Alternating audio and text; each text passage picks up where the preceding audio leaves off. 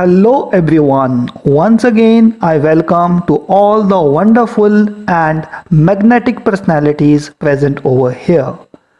Dear students, in today's video, we are going to discuss the chapter number 2 of Geography, the globe, latitudes and longitude.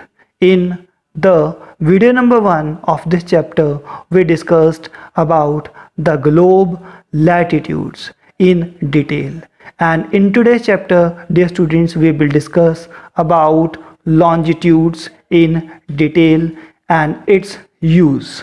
But before discussing about longitude, I would like to request all of you people that please see the part 1 of this video for better understanding the part 2. So without delaying, let's begin our journey. Dear students, what are the longitudes? Longitudes are the set of imaginary lines running from the North Pole to the South Pole. Longitude, which is passing from the Greenwich, is known as 0 degree longitude. This longitude is also called prime meridian, like you can see in this figure. These vertical lines are called the longitudes, which are starting from one pole and ending at the another. And this is the 0 degree longitude, which is also called prime meridian, and it is passing from the Greenwich, a place situated nearby London. Prime meridian divides the earth again into two equal parts. These parts are called Eastern Hemisphere and the Western Hemisphere. This is the diagram of the Eastern and the Western Hemisphere. The area which you are able to see here in the yellow color, this is called Western Hemisphere. And the area which you are able to see here in the green color, this is called the Eastern Hemisphere. And this is the prime meridian, which is dividing the earth into two equal halves, Eastern Hemisphere and the Western Hemisphere. There are 180 longitudes in the Eastern Hemisphere and 180 longitude in the Western Hemisphere. The total number of hemispheres are 360. The distance between any two meridians is maximum near the equator, but as we move towards the pole, this distance starts decreasing, like you can see in this figure. The distance between any two longitude is maximum nearby the equator, but as we are moving towards the pole, the distance between two longitude start decreasing. The actual distance between any two longitude on ground is 111 kilometer. When we combine the latitudes and longitude, this type of grid is formed, and this grid is called Earth's grid. And this grid is helpful to us to find the exact location of a particular place on the earth. Now, dear students, let's try to find out that how we can find the exact location of a place on the earth. To know the position of a place on the globe, we should know the longitude and the latitude of a place. Let's find the position of India on the globe. The longitudinal extent of India is 8 degree and 4 minutes north to 37 degree 6 minutes north. The latitudinal extent of India is 67 degree 7 minutes east to 97 degree 6 minutes east. So between these longitudes and latitudes India lies. Let's try to understand this with the help of one more example. This is New Delhi, and from the New Delhi also many longitude pass. But in order to find the exact location of New Delhi, the central longitude, which is passing from the center of the New Delhi, that longitude where intersect with the latitude, that position is considered the exact position of the New Delhi.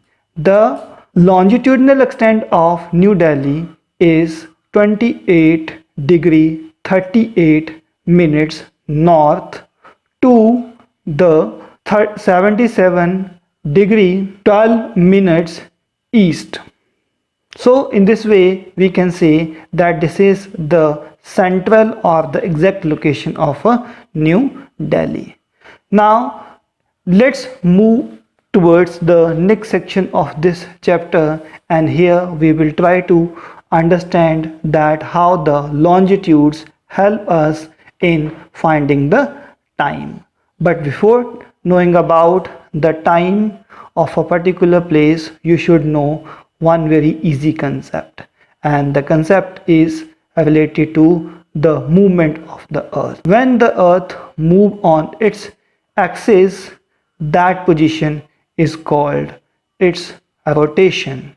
Our earth rotates from west to east direction, and it completes one circle on its axis, or you can say that one rotation in 24 hours, means it completes one circle in 24 hours. How the longitude of a place is helpful in finding the time of a place, let's try to understand.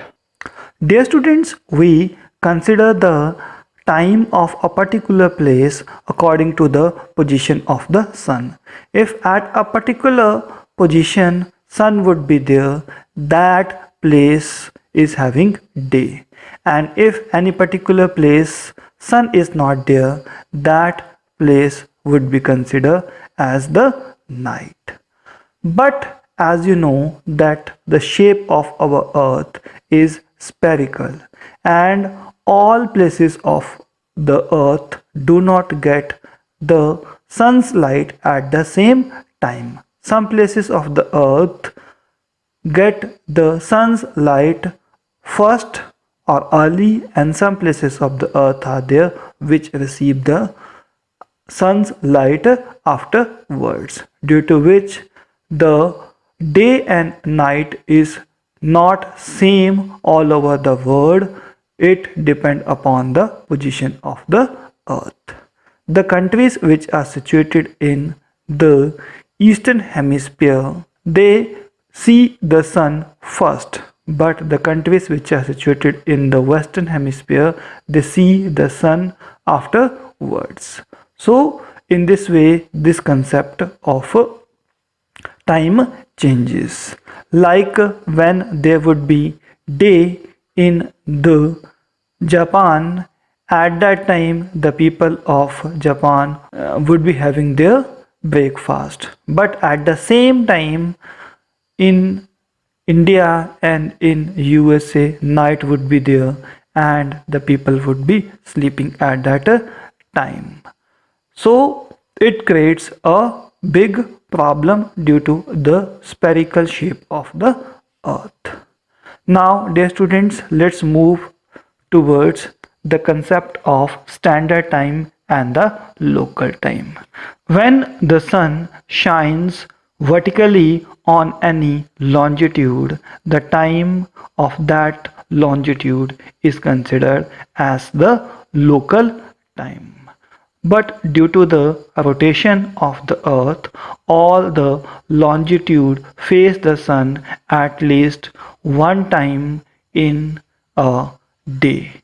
And When the sun rays fall vertically on any longitude, that time is considered as the local time of that longitude.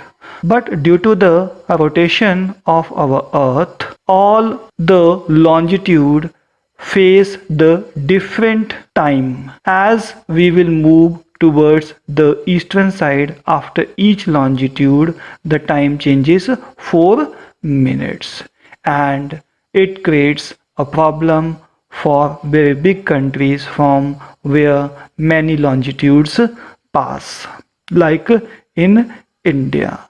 In India, many longitudes are passing, and as I have stated you people earlier, that after each longitude time get changed, due to which if any person who is traveling from one part of the country towards the another part of the country, he had to change the time according to the longitude, which is very much confusing.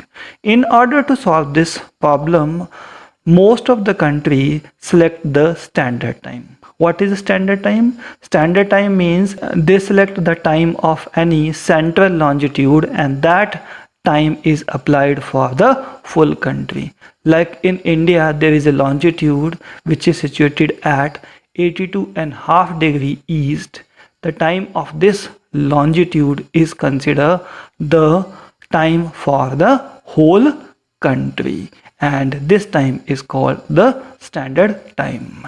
The standard time of the India is ahead from Greenwich time 5 hours 30 minutes. So dear students, this is all about in today's class. I hope you people would have learned something new, interesting and knowledgeable. So keep learning and keep growing with me. Thank you very much. God bless you all.